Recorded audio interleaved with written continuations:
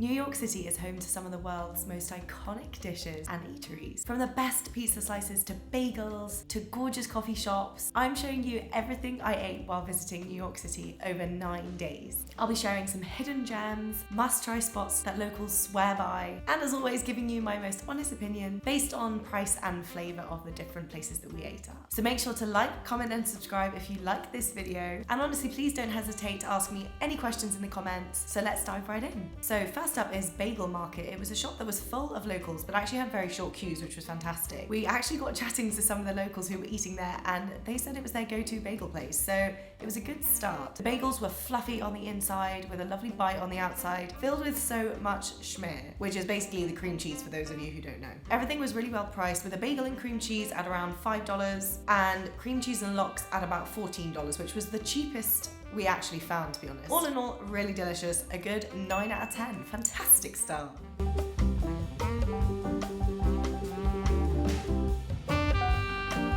Made in New York Pizza had a good variety of options and we ended up going for a pepperoni slice. In all honesty, the price was good and the pizza was nice, but just like not as flavorful or greasy or incredible as I'd kind of hoped for. You know how you have this like New York City American pizza slice dream? It wasn't that, it wasn't that, but it was good. So all in all, I'd go back to Made in New York, but I wouldn't necessarily recommend it. So 7 out of 10. We actually found the best pizza place ever a few days later in the trip. So make sure to stick around to find out where it is. Okay, my friends, you cannot go to New York City without getting a Joe's steamed rice roll. We ordered the pork steamed roll with corn and bean sprouts with chili oil and soy sauce. It was hands down one of the best things I've ever tasted. You have this light and bouncy rice roll stuffed with juicy pork, crunchy bean sprouts, and the most addictive chili oil. This was a 10 out of 10 for me. Couldn't get any better. After having walked up through Central Park, we fancied a hot drink, so we stopped by this place called Pastitalia in Harlem, and I randomly ordered a chai latte. But guys, it was the most incredible chai latte I've ever had. Like, not too sweet, like it was perfectly sweet, but then it was really well spiced. Like, the spices were such good quality. They were absolutely delicious. It was really, really smooth, so tasty. Solid 10 out of 10 for me.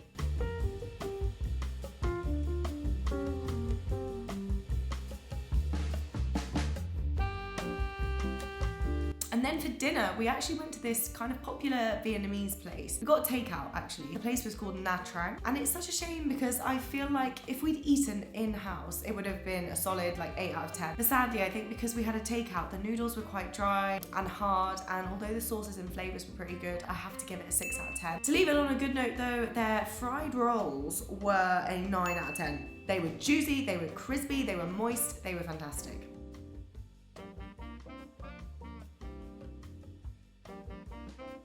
Okay, so obviously you can't go to New York City without having a burger, so we checked out 7th Street Burger, and boy oh boy was it good. I highly recommend getting the spicy burger sauce on the side as well. The burger was perfectly seasoned and gorgeously cooked. The fries were also really crispy on the outside and fluffy on the inside, so a solid 9 out of 10. For any cookie lover out there, I'd recommend checking out Chip City. They have shops all over New York City and they are pretty darn good if you ask me. Classic chocolate chip cookie and the pecan were my personal favourite. There are a couple that I didn't really want to as much. Like, I think the brookie wasn't like my favourite. I personally loved the cranberry cookie, but then other people didn't like it as much because they like more of the chocolatey ones. So yeah, I personally would give it like an 8.5, 8.5 for me. You can find Chinese food down so many streets in New York City, but the one place I would go back to is a place called Uncle Lou's. Everything from the service to the atmosphere to the food was absolutely fantastic. It was the most authentic Chinese I've had since traveling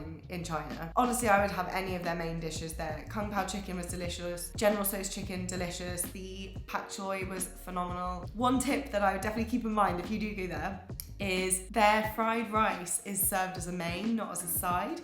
So we kind of naively didn't realize this. We ordered a plate of fried rice as like a side, but we didn't tell them that we wanted it as a side, so it came as a main dish. And I'm not even kidding you, it was like this big. It was so big, and it was $18. So just keep that in mind. But yeah, 10 out of 10, delicious. like a lot of big cities, New York has kind of different neighborhoods and districts that focus on specific food groups or nationalities or cultures and stuff, which I absolutely love. So we went to Jackson Heights, which is home to a huge Mexican community. So naturally we had to get some tacos. I read up about this place called Taco Veloz, which was owned by a really cute woman, really authentic. The lady spoke no English whatsoever, so I had to get out a little bit of my old rusty Spanish. I'd recommend the chicken tacos out of everything that we got. They've also got some lovely sauces and a whole bowl of guacamole for the table, which I love. Overall, I would give this place a 7.5 out of 10 because some of the other meat in the tacos was a little bit dry and like lacked seasoning and stuff. The chicken one was really nice.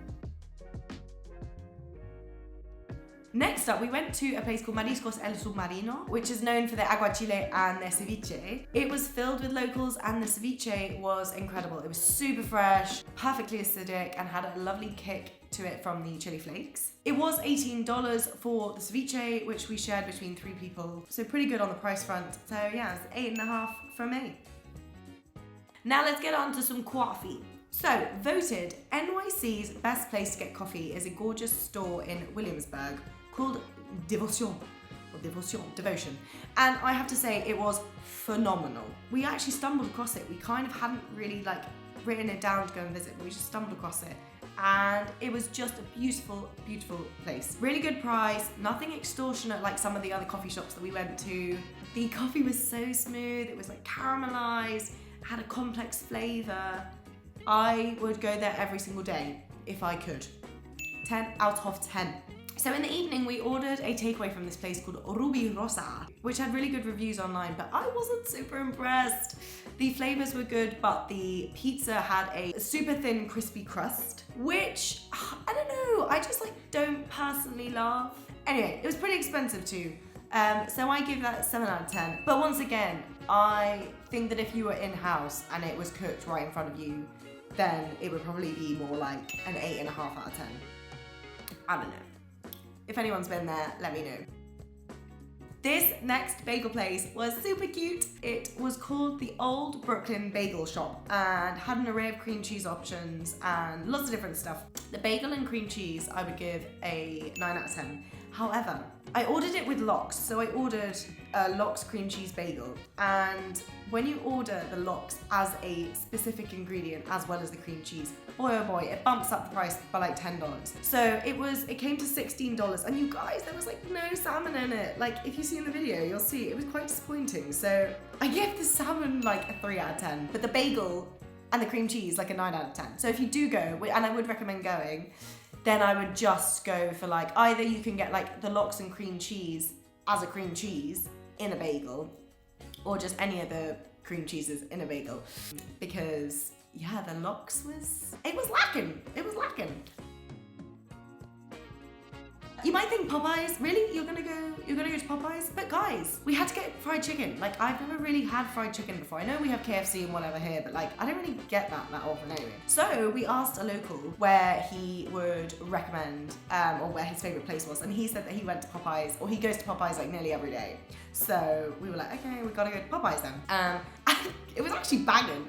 Like, I would give it like a good old 9 out of 10. The chicken tenders were not greasy. They were super moist, really like crunchy on the outside, but super soft and delicious on the inside. The sauces were also really good. I definitely recommend getting I think it was like the hot honey buffalo spicy situation. But we also got the garlic parmesan sauce, and don't get it. It's, you know, like extra cheesy, like cheesy feet. I would say it was like cheesy feet.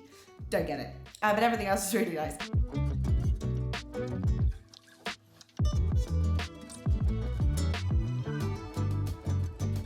Okay, next up, I had never had Detroit style pizza before. It's the one with like the kind of thick base, like made in like the square or rectangular pans. And it was very, very nice. Nate's Pizza also had a deal on while we were there, which is for every Tuesday from 5 till 6 p.m. you get $1 pizza slices, which is mental because they're usually about like $6 to $8. So we went to town, let's just say that. So yes, that was a good 8.5 out of 10. The flavors were nice. The base was really good. It looks a bit burnt, but it doesn't taste burnt at all. It's just caramelized from the sugars.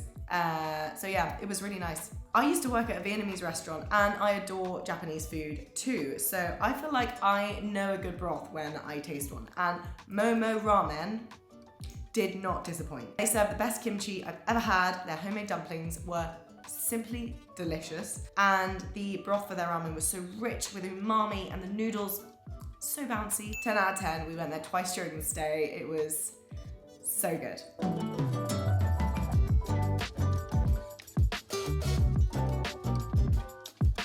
For breakfast, we headed to La Bagel Delight to pick up a pastrami bagel and a cream cheese bagel. And we also went to Chachmata to get a salted vanilla matcha latte.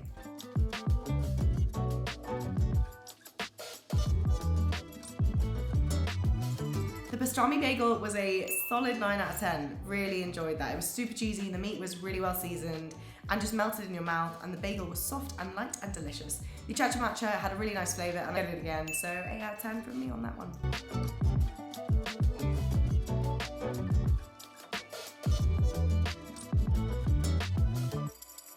We went to Joe's Pizza because it was a viral place that I'd heard about, and don't get me wrong, the pizza was nice, but it just like didn't set off fireworks for me. You know, the queues were also ridiculous, especially around lunchtime. So if you are gonna try and go, then I would 100% recommend going when nobody else is planning on eating. And like I would go back to it if I walked past it and there was nobody in there, but like I wouldn't necessarily go out of my way to eat there. Another bagel place, Liberty Bagels, which is also kind of like a TikTok-y, like super famous-y bagel place. And it was expensive, you know? It was expensive and like nice, but there was nowhere near as much cream cheese in the bagel as I would have liked, if I'm being totally honest. But the salmon was really good, so I got a cream cheese lox bagel, and it was nice. I give it 7.5 out of 10. It was nice, but it was expensive.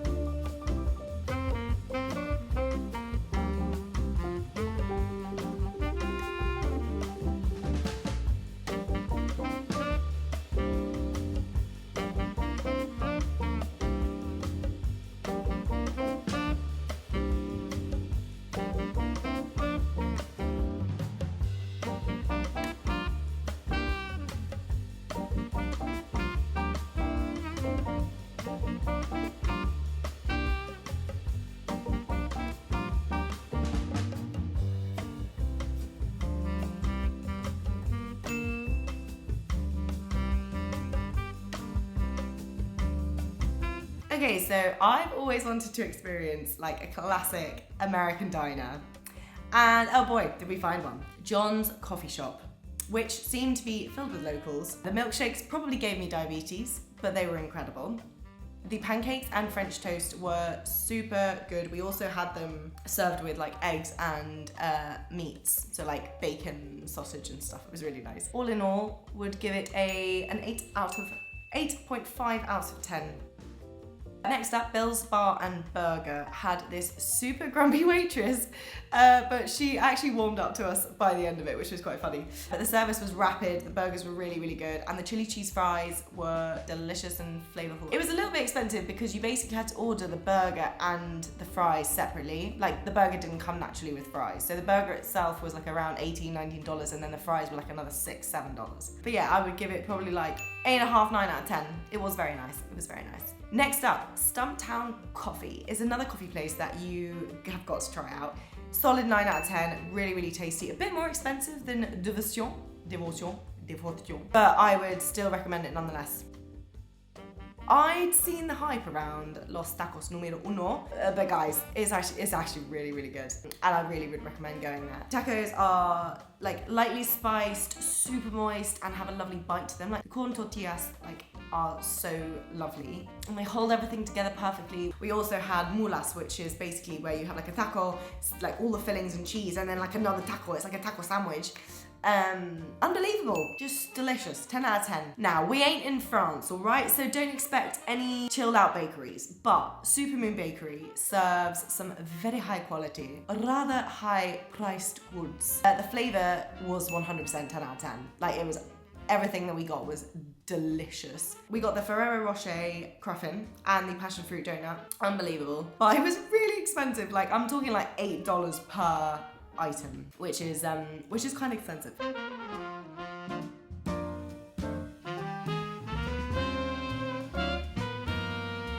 So it started snowing and we were also obviously craving more donuts. So we went to this place called Donut Plant, and all I can say is that I wish there was a donut plant near where I lived, because I would go there every single day. Had the best donuts I've ever had. It's also where the square donut was born. Never had a square donut before in my life, and it was phenomenal. The peanut butter jelly square donut, insane. 10 out of 10. Super glossy on the outside with like a lovely glaze, and then the jam inside. Chef's kiss. The chocolate cake one was my least favourite because it was actually like cakey, like not donutty, if that makes sense. So Kat's Deli, for those of you who don't know, is like a super famous, super viral kind of pastrami sandwich place. We went there to the main store and like it was so busy. Like uncomfortably busy, and they had these security guards everywhere, and like you had to get a ticket, and it was just, you know, when you're just like, oh, this is just kind of ruins the experience. Like, I'd rather just like not eat here.